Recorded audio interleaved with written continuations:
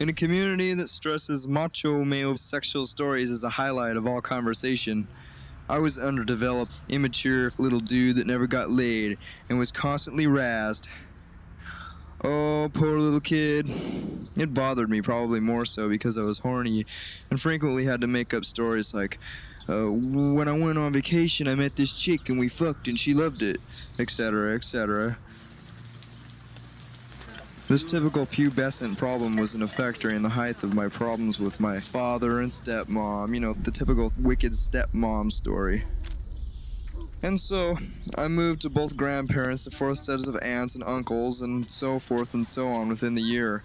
And in 8th grade, my mom had no choice to take me in because my dad packed my stuff and drove me to her house in the morning and left me there. She was pissed. I accumulated quite a healthy complex, not to mention a complexion. Then one day I discovered the most ultimate form of expression ever: marijuana. Oh boy, pot. I could escape all day long and not have routine nervous breakdowns.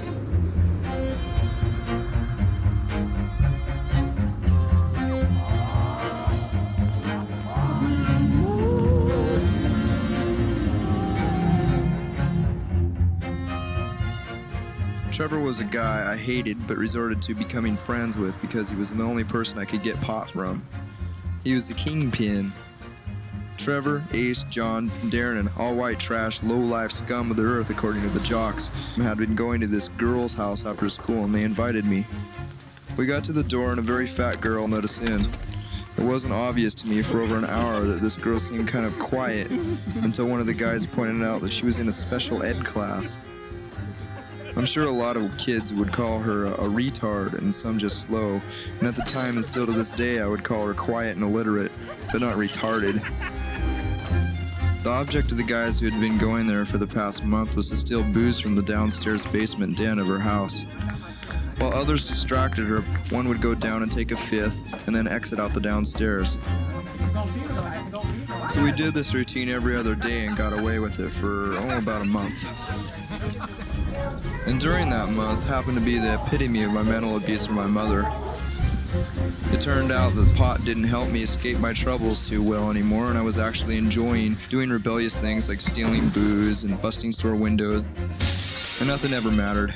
I decided within the next month I'll not sit on my roof and think about jumping, but I'll actually kill myself. And I wasn't going out of this world without actually knowing what it was like to get laid.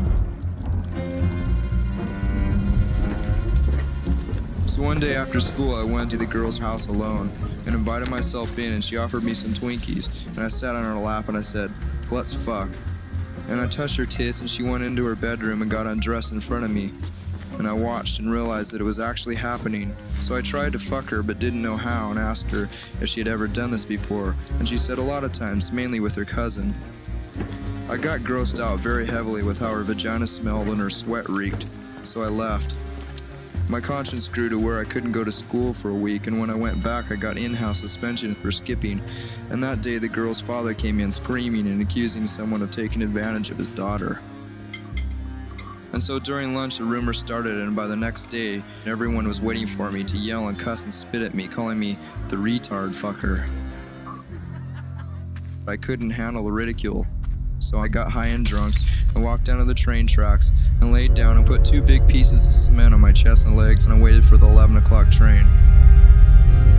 And the train came closer and closer and closer, and it went on the next track besides me instead of over me. The tension from school had an effect on me, and the train scared me enough to try to rehabilitate myself, and my lifting weights and mathematics seemed to be improving, so I became less manically depressed, but still never had any friends because I hated everyone, for they were so phony.